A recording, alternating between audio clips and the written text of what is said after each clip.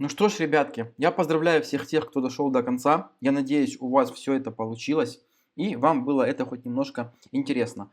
Да, скорее всего, это был такой, ну, тяжелый проект. Это было не так просто все это понять, потому что здесь используется куча разных технологий, и у меня не супер, да, подробное было объяснение по тем или иным моментам, но просто все моменты в одном таком ролике обсудить нельзя. И там и TypeScript, и Nest.js какие-то нюансы, и там этот там, графики и прочую вот эту всю историю. Все прям досконально объяснить нельзя. Но я, как всегда, старался все это делать максимально быстро, максимально простым языком таким и несложными способами, потому что много чего из этого можно было написать, да, там, меньше кода, например, но это было бы гораздо сложнее для понимания и для написания. То есть там это было, ну, код был бы уровнем повыше, и это было бы сложно.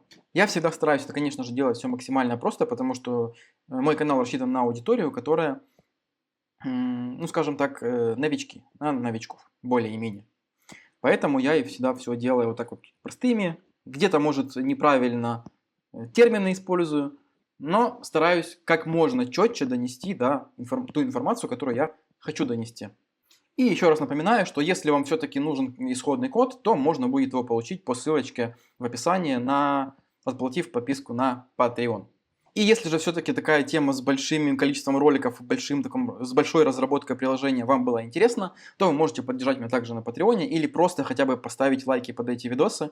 Я буду видеть, что вам это интересно, и тогда мы будем с вами эту рубрику продолжать и писать уже какие-то более интересные и функциональные приложения. Потому что данное приложение все-таки более-менее такое тренировочное. А в принципе мы с вами уже после такого сможем перейти на что-то более фундаментальное и рабочее.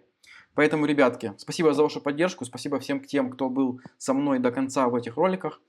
А мы с вами встретимся уже в новых каких-нибудь роликах. До скорых встреч, пока-пока.